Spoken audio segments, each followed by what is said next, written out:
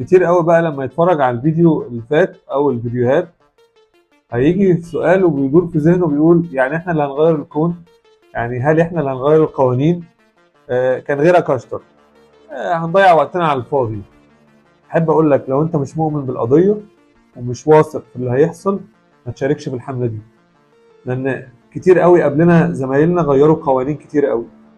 اخصائيين الاشعه اتحدوا، كانوا قوه مع بعض وغيروا قوانين في الوزاره واصبح ليهم ترخيص منشاه طبيه. اخصائيين العلاج الطبيعي زمايلنا اتحدوا وكانوا قوه مع بعض وغيروا القوانين في الوزاره التي تدعم ان هم يبداوا يدوا برامج لحل مشاكل السمنه والنحافه وبقى ليهم قانون رسمي. اخصائيين التحاليل الطبيه خريجين كليات علوم اتحدوا وبقى قوه كبيره قوي ووصلوا لقانون في وزاره الصحه يأهلهم ان هم يرخصوا منشاه طبيه ليها علاقه بالتحاليل الطبيه. وامثله كتيره قوي. فاحنا مش جايين نتكلم، انا مش جاي اتكلم من المريخ وبقول كلام خرافي ولا بقول ان احنا نعمل حاجه عشوائيه. احنا عايزين الموضوع ما يكونش راندم، طبعا يكون بطريقه منظمه واورجنايزر كويس قوي.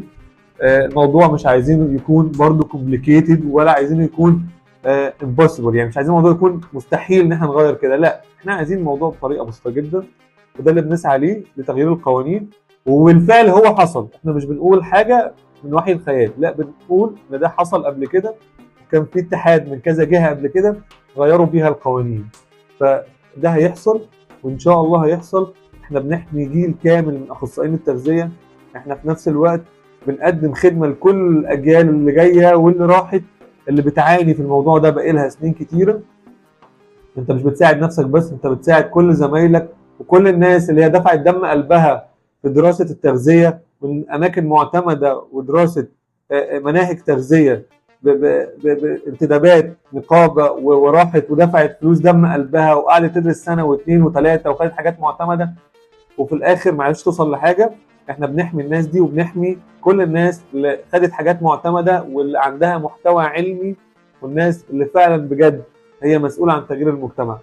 فصوتك ووجودك معانا يهمنا طبعا، لان احنا محتاجين نكون قوه كبيره قوي علشان نكون الطلب بتاعنا المقدم الى وزاره الصحه هو طلب مبني على مجموعه من الاعضاء ورقم كبير قوي من الاعضاء بطلب قانوني ورسمي. وان شاء الله يكون معانا محاميين ويكون معانا محامي هنوكله علشان نشوف الصيغه القانونيه للموضوع، بالاضافه طبعا نشوف تغيير القوانين هيتم ازاي زي ما زمايلنا اللي فاتوا وعملوا. فعايزك تكون واثق في القضيه، واثق ومؤمن جدا جدا بالتغيير. التغيير بيبدا من عندنا. ما تقولش مفيش حاجه بتتغير، لا احنا بلدنا بلد جميله وفي حاجات كتير قوي بتتغير فيها، بدليل ان في حاجات في التعليم مؤخرا اتغيرت.